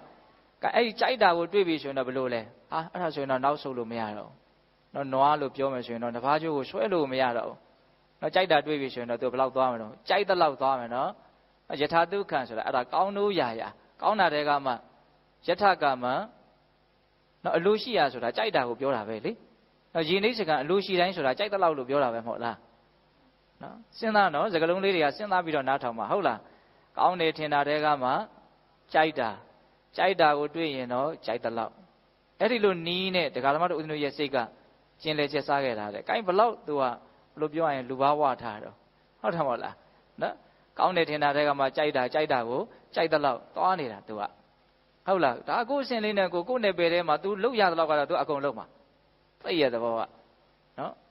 အာယုံခံစားတဲ့အပိုင်းမှာလည်းပဲတတိဆိုရင်တော့တတိအဆင့်ပေါ့လူလက်တန်းသားဆိုရင်လည်းလူလက်တန်းသားအဆင့်ပေါ့ဆင်းရဲသားဆိုရင်လည်းဆင်းရဲသားအဆင့်ပေါ့ဟုတ်တယ်မဟုတ်လားဒါပေမဲ့ကိုယ်နယ်ပယ်ထဲကတော့ရနိုင်ခွင့်ရှိတာကိုမလုပ်တော့အကုန်ယူမှာနော်အဲ့လိုနီးနဲ့ဒီစိတ်ဟာကျင်လေကျက်စားခဲ့တာဒါကိုမြတ်စွာဘုရားပြောတာအဲ့လိုကျင်လေကျက်စားခြင်းတိုင်းကျင်လေကျက်စားခဲ့တဲ့ဒီစိတ်ကိုတဲ့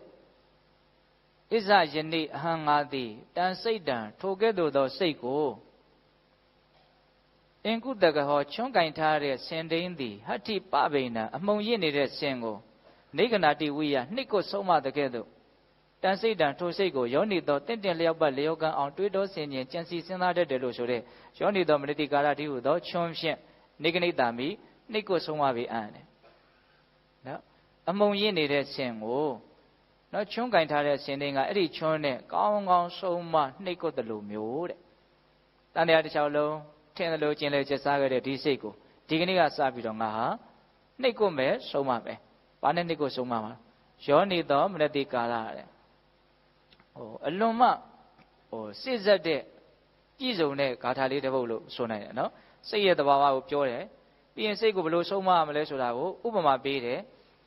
ဒါစိတ်ရဲ့သဘောကိုသိပြီးတဲ့နောက်မှာစိတ်ကိုဆုံးမတဲ့နေရာမှာလဲဘာနဲ့ဆုံးမရမလဲဆိုတဲ့နီလန်းကိုတခါလည်းမပေးဘူးလားပေးရင်နော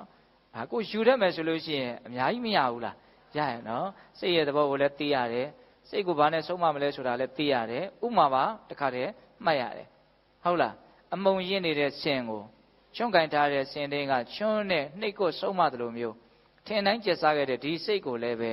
ယောနိသောမနတိကာရဆိုတဲ့ချွန်းနဲ့ခုနကတော့အဲ့ဒါယောနိသောမနတိကာရကိုဦးစားပေးပြီးတော့ပြောတာဒါလေးကိုပြောခြင်းလို့ဟုတ်လားယောနိသောမနတိကာရသိဟုသောချွန်းနဲ့ကိုယ့်ရဲ့စိတ်ကိုဘာလို့မတော့ဆုံးမရမယ်တဲ့နော်မကောင်းဘူးလားဟုတ်တယ်နော်ဒါမျိုးလေးတွေကိုစိတ်ထဲမှာစွဲနေအောင်မှတ်မိဖို့လိုတယ်ဟုတ်လားအဲ့တော့ဦးဇင်းတို့ဆိုကြပါစို့ရိုင်းနေတဲ့ဆင်ဟာလူတွေရဲ့ကောင်းကျိုးချမ်းသာကိုသူမဆောင်ရွက်နိုင်ဘူးဒါအခက်မသိရင်သူအနေပေးမှာနော်ဟုတ်တယ်မဟုတ်လားဆင်ရိုင်းနေပါလိမ့်နာဘဲကတ်ရဲမလို့နော်အဲ့လိုပဲရိုင်းနေတဲ့စိတ်ဟာလည်းပဲအနေပေးမှာနော်ယဉ်ကျေးတဲ့စိတ်လိမ်မာတဲ့စိတ်ဆုံးမထားတဲ့စိတ်ကသာလည်းကောင်းကျိုးကိုဆောင်ရွက်နိုင်တာနော်ဒီနေရာမှာစိတ်ရိုင်းနေစိတ်ယဉ်နေဆိုတာဘာကိုပြောတာလို့နော်ကိလေသာပူးနေတဲ့စိတ်ဟာရိုင်းနေကိလေသာကင်းနေတဲ့စိတ်ဟာယဉ်နေဒါပဲလူရင်းအနှစ်ချုပ်ကဒါပဲနော်အလိုဆန္ဒဖြစ်နေတဲ့ချိန်မှာစိတ်ဟာရိုင်းနေမကြည်နပ်မှုဖြစ်နေတဲ့ချိန်မှာစိတ်ဟာစိတ်ရိုင်းပဲအဲ့ဒါဟုတ်လားအဲ့တော့ဒကာဓမ္မတို့ဦးဇင်းတို့တွေကဘယ်လိုနေတာတော့နော်စိတ်ရိုင်းဖြစ်လိုက်စိတ်ရင်ဖြစ်လိုက်ဒီလိုဖြစ်တယ်ဘယ်ဟာကအဖြစ်များမထင်တော့စိတ်ရိုင်းဖြစ်နော်စိတ်ကဟိုလိုကြီးတိတာထင်ရှားတဲ့အရိုင်းမျိုးကြီးမဟုတ်အောင်တောင်မှအတွင်းထဲမှာကြိတ်ပြီးတော့ရိုင်းနေတာမျိုးပေါ့ဟုတ်လားအဲ့ဒါကဘာကိုရှင်ညွှန်းတာတော့မသိမှုပေါ့နော်မသိမှုထင်အားတွေးပြီးတော့ဒီတိုင်းအကျိုးမဲ့နေနေတာဟုတ်လားဒါခံစားလို့ရမှာပါနော်ဒါကြောင့်ပေးတဲ့ပေါင်းသူတော်ကောင်းတို့စိတ်ရိုင်းလို့ရှိရင်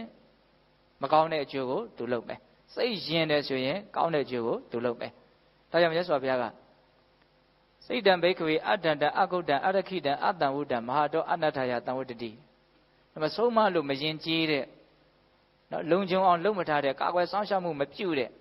နော်စောင့်စည်းမှုမရှိတဲ့ဒီစိတ်လောက်တတ္တဝါတွေရဲ့အကျိုးမဲ့ကိုလုပ်နိုင်တာမရှိဘူးတတ္တဝါတွေရဲ့များစွာသောအကျိုးမဲ့ကိုမဆုံးမဘဲနဲ့ပြစ်ထားတဲ့ဒီစိတ်ဟာအများကြီးလှုပ်လိုက်မယ်လို့အဲ့လိုဟောဟုတ်လား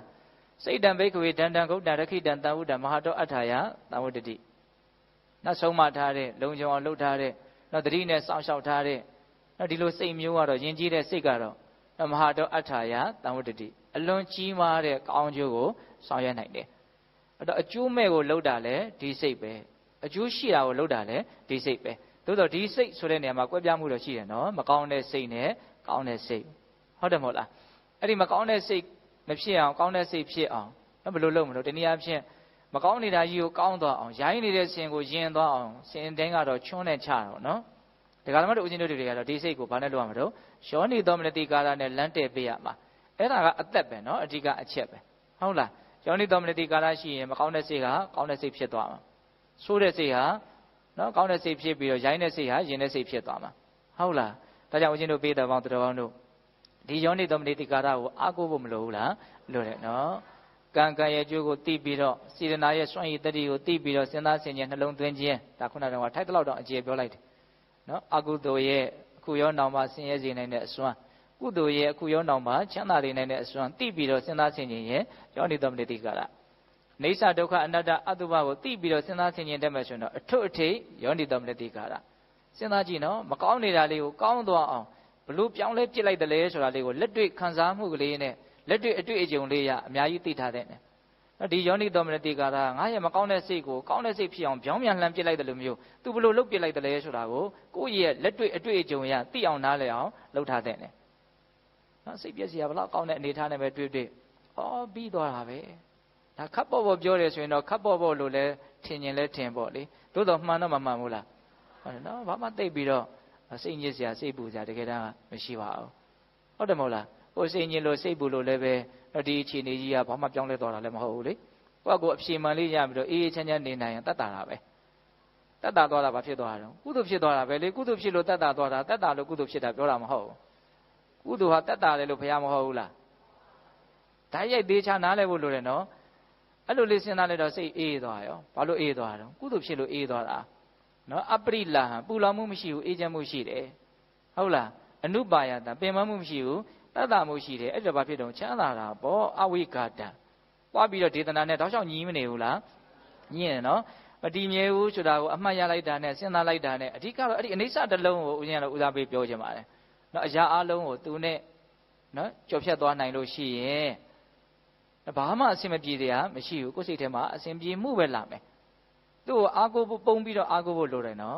်မြတ်စွာဘုရားဟောတာရှိတယ်နော်တရသီးခိုင်ကြီးနော်အညာမှာပြုတ်ပြီးတော့တိုးလောင်းကြသေးနေအဲ့တော့သူ့ရဲ့အရင်ကအညာစားဖြတ်ချလိုက်မယ်ဆိုရင်အခိုင်လိုက်အပြုတ်လိုက်အောက်အကုန်ပြုတ်ကျသွားမယ်ဟုတ်လားအဲ့လိုပဲအနိစ္စတင်ညာလာရှိမယ်ဆိုရင်မကောင်းတာတွေအကုန်လုံးဘုံတော့အကုန်လုံးပြုတ်ကျသွားမယ်အနိစ္စတင်ညာဟုတ်လားဘာပဲတွေ့ရဘာပဲကြုံရအပေါ်ယံအဖြစ်တော့ဒီဥစ္စာတွေကိုဘယ်လိုထင်နေတာလဲကောင်းတယ်လို့လည်းထင်ကောင်းထင်မယ်မကောင်းဘူးလို့လည်းထင်ကောင်းထင်မယ်ထင်စရာတွေလည်းရှိနေတာဟုတ်လားသို့တော့သူ့ထက်နည်းနည်းတဲ့အမြင်မှန်အဲ့ဒါပါလေတော့သူကောင်းတယ်ပဲပြောဆိုးတယ်ပဲပြောပြီးရတာပဲလေဇူးမထိန်းထားလို့ရတဲ့ကိစ္စမှမဟုတ်ပဲနဲ့ဟုတ်တယ်မဟုတ်လားဒီဥစ္စာကကောင်းနားလည်ဖို့မလိုဘူးလားလိုတယ်နော်အဲ့ဒီပြီးသွားတဲ့အချက်နောက်ထပ်အသစ်ဖြစ်လာတယ်ပြီးသွားတယ်နောက်ထပ်အသစ်ဖြစ်လာတယ်ပြီးသွားတယ်ဒါကတကယ်နဲ့သိမယ်ဆိုရင်တွေ့ကြုံလာတဲ့လောကဓာတ်အကောင်အဆိုးအမျိုးမျိုးအခြေအနေအမျိုးမျိုးကိုဒီဟာနဲ့ပဲဒီဉာဏ်နဲ့ပဲဖြည့်ရှင်းသွားလို့မရဘူးလားရတယ်အဲ့ဒီဉာဏ်ကိုဘာပြောတော့ယောနိသောမနတိကာရအလွန်နဲ့ကျဲနော်ယောနိသောမနတိကာရဟုတ်လားဒါကြောင့်ပေးတော်ပေါင်းတော်ပေါင်းတို့ဒါလေးကိုကိုယ်ကလက်တွေ့အသုံးချပြီးတော့ကိုကောင်းတဲ့ကောင်းအောင်ကြိုးစားသွားရမှာချမ်းသာတဲ့ချမ်းသာအောင်ကြိုးစားသွားရမှာတယောက်ကိုတယောက်ချမ်းသာအောင်ဘယ်သူမှလုပ်ပေးလို့မရဘူးနော်အသီးကိုယ့်ကိုပဲလုပ်ကြရတာဒါကြောင့်ကိုဟာချမ်းသာအောင်လုပ်ပေးရမယ်တာဝန်ရှိတယ်ဆိုတာကိုလုံးဝလက်ခံထားဖို့လိုအပ်တယ်ဘယ်သူမှသွားမမျှော်မှန်းနဲ့နော်ဘယ်သူမှလည်းစေနာရှိလို့မေတ္တာရှိလို့လုပ်ပေးခြင်းပါတဲ့ဟဲ့ဆိုရင်တော့လုပ်ပေးလို့ရတဲ့ကိစ္စမဟုတ်ဘူးဘာမှလုပ်ပေးလို့မရအောင်ဟုတ်လားအဲ့တော့သူလည်းသူလုပ်ကိုလည်းကိုယ့်ဟာကိုလုပ်ဟုတ်လားဒါကြောင့်ကိုယ့်ကိုထိရအောင်လုပ်နေဖို့မလိုဘူးလားလိုတယ်နော်အဲ့တော့ဒီကနေ့တရားအထောက်ကြတဲ့ပုံကိုယ်တွေအတွက်စိတ်သက်ခွန်အားဖြစ်ဖို့နော်အသုံးချဖို့အတွက်နီလန်းလေးတွေပို့ပြီးတော့ကြည်ပြန့်စဉ်းစားမိဖို့အတွက်ရည်ရွယ်ပြီးတော့ဒါဘုံဘုံတို့ပြောတာပါနော်အဲ့ဒါဘယ်နဲ့ချက်ဦးချင်းပြောလိုက်တဲ့အကြောင်းအရာတွေထဲမှာအဓိကအချက်ဘယ်နဲ့ချက်ရှိမလဲလို့မေးရင်ပထမဂါထာအရ2ချက်တွေ့ရတယ်အတ္တနာစောတရတ္တနာကိုစောတကတ္တပါပฏิမန္တိထအတ္တနာကိုအဖြေမှန်သိအောင်အခြေအနေမှန်သိအောင်စုံစမ်းမှာဒါအဲ့ဒီဂါထာရဲ့အဓိကအချက်2ချက်ပါလောက်ရမယ်နီလန်းပါနော်ကိုစောတကတ္တပါကိုစုံစမ်းမှာနောက်တတိယဂါထာယဘာပြောတော့ယောနိသောမနတိကာရသူအဓိကပဲဟုတ်လားတင့်လျောက်ပတ်မှန်ကန်တဲ့အကြောင်းနိလန်းများဖြင့်စဉ်းစားဆင်ခြင်နှလုံးသွင်းခြင်းဆိုတဲ့ယောနိသောမနတိကာရဖြင့်ကိုယ်စိတ်ကိုဆုံးမရမယ် ကျင်လေကျက်စားခြင်းတိုင်းကျင်လေကျက်စားခဲ့တဲ့အကျိုးမဲ့တွေကိုဖော်ဆောင်ခြင်းတိုင်းဖော်ဆောင်ခဲ့တဲ့ဒီစိတ်ကိုဒီကနေ့ကစပြီးတော့ငါဆုံးမမယ်ဘာနဲ့ဆုံးမမလို့ယောနိသောမနတိကာရနဲ့ဆုံးမမယ်၃ချက်ပေါ့နော်စောဒကတက်ပါစုံစမ်းပါယောနိသောမနတိကာရရှိပါဒါပဲနော်လူရင်းအဲ့ဒါပဲနော်ပြန်ပြောမယ်နော်စောဒကတက်ရမယ်စုံစမ်းရမယ်ယောနိသောမနတိကာရရှိရမယ်အဲ့မှာစောဒကတက်ပါကရှေ့ကအရေးကြီးတာလေးကမမေ့နဲ့နော်ကိုဆိုတာပါအောင်သိလားနောက်သူများသွားစောဒကတက်ရံဖြစ်ရမှာဘယ်တော့မှငြိမ်းအိမ်မှာမဟုတ်ခုလူတွေကဘာလုပ်နေအမြဲတမ်းရံဖြစ်နေတာသူများပဲစောဒကတက်နေမင်းတို့ဒီလိုလုပ်တာကောင်းလားမင်းတို့ဘာသိလို့ဘာနာရှုပ်ပွားနေဟုတ်လားအခုဘာလုပ်နေကြတယောက်တယောက်စောဒကတက်နေကြတာဟုတ်လားတကယ်ဘယ်သူ့ကိုတက်ရမှာတော့ကိုစောဒကတက်ရမှာနော်ဒါကတကယ်ငြိမ်းအေးခြင်းရဲ့အကြောင်းပဲဟုတ်လားဒါကြောင့်မြတ်စွာဘုရားရဲ့သိတော်မူမြင်တော်မူတဲ့ဉာဏ်ကြီးအမြင်နော်အလွန်အံ့ဩစရာကြီးညိုစရာရှိတယ်ဆိုတာလေးကိုလည်းပဲစဉ်းစားပြီးတော့လက်တွေ့အသုံးချခြင်းအဖြစ်မြတ်စွာဘုရားကျေးဇူးကိုဆက်နိုင်ဖို့မလိုဘူးလားလိုတယ်နော်ဒါအသုံးချကြည့်မှလည်းပဲနော်ကောင်းကျိုးကိုခံစားရမှာအဲ့ဒီကြမှာလည်းပဲတန်ဖိုးရှိမှသိမှာနော်နော်တစုံတစ်ယောက်ကစားတယ်တစ်ခုခုပေးတယ်ကျေးဇူးတင်လိုက်တာဒါပေမဲ့စားမကြည့်ပဲနဲ့အပေါ်ရန်လေးလောက်နဲ့ကျေးဇူးတင်တာလည်းတင်မှာပါပဲဟုတ်လားစားကြည့်ပြီးတော့တကယ်ကောင်းတာပဲတကယ်ကိုအားရှိတာပဲတကယ်ကိုပဲလူကိုနော်ယောဂဗျာကာကွယ်ပြီးတော့သူ့ရဲ့စွန့်ရည်တတိတကယ်ခံစားလို့တကယ်ကြိုက်သွားတယ်ဆိုလို့ရှိရင်အဲ့ဒီအချိန်မှာတင်တဲ့ကျေးဇူးကပို့ပြီးတော့လေးနက်မှုမရှိဘူးလားမြတ်စွာဘုရားကိုကျေးဇူးတင်တယ်ဆိုတာအဲ့ဒီတိုင်းပဲဟုတ်လားမြတ်စွာဘုရားပြောခဲ့တဲ့နီလန်းတွေကိုအသုံးချကြည့်မှအကျိုးခံစား권ရမှာအဲ့ဒီကြတော့မှမြတ်စွာဘုရားကိုတကယ်တန်ဖိုးထားမှာနော်မြတ်စွာဘုရားတရားတော်ကိုတကယ်တန်ဖိုးထားမှာနော်အဲ့တော့တကယ်လုံးမကြည့်ရင်တကယ်မသိနိုင်ဘူးတကယ်မသိရင်တကယ်မခံစားရဘူးတကယ်မခံစားရရင်ပြောနေတာတွေဟာအပေါ်ယံဖြစ်မယ်ဟုတ်ရလားဒါကြောင့်ပိဿပေါင်းသူတော်ကောင်းတို့ဒီကနေ့နောက်ကိုကောင်းတဲ့ကောင်းအောင်ကြိုးစားကြဖို့ဆိုတဲ့ရည်ရွယ်ချက်နဲ့နောက်ပြောလိုက်တာနောက်တဏှာရီတောင်နဲ့ဆွမ်းသွားပြီနော်အဲ့တော့ဦးဇင်းတို့အဓိကကြတဲ့စကားလုံး၃လုံးမမေ့နဲ့နော်ကိုစောဒကတက်ပါကိုစုံစမ်းမှာယောနိသောမနတိကာရရှိပါဟုတ်လားဒါကြောင့်ပိဿပေါင်းသူတော်ကောင်းတို့သည်မြတ်စွာဘုရားရဲ့ဒေသနာတော်များနဲ့အညီစွမ်းအားရှိသမျှကြိုးစားအထောက်ပြီးတော့နောက်ဆုံးမဲ့ဉဏ်ဘုညမျက်နှိပ်ပံကိုမျက်မှောက်ပြုနိုင်ကြတဲ့နောက်သူတော်ကောင်းတွေဖြစ်ကြပါစေလို့ဦးဇင်းတို့ဆန္ဒပြုပြီးတော့ဒီကနေ့ကြိုးစားအထောက်ကြရသောဒါနသီလသမာဓိပညာကုသိုလ်ကောင်းမှုအစွတ်စွတ်တို့ရဲ့စွမ်းတတ္တိကြောင့်ဘုရားတပည့်တော်တို့သည်မဲ့ဉဏ်ဘုညမျက်နှိပ်ပံကိုလင်းမြန်ထုတ်ချမျက်မှောက်ပြုပြရစေကုန်သောဟုပတ္တနာအောင်စုပြုကြကုန်ရာတည်း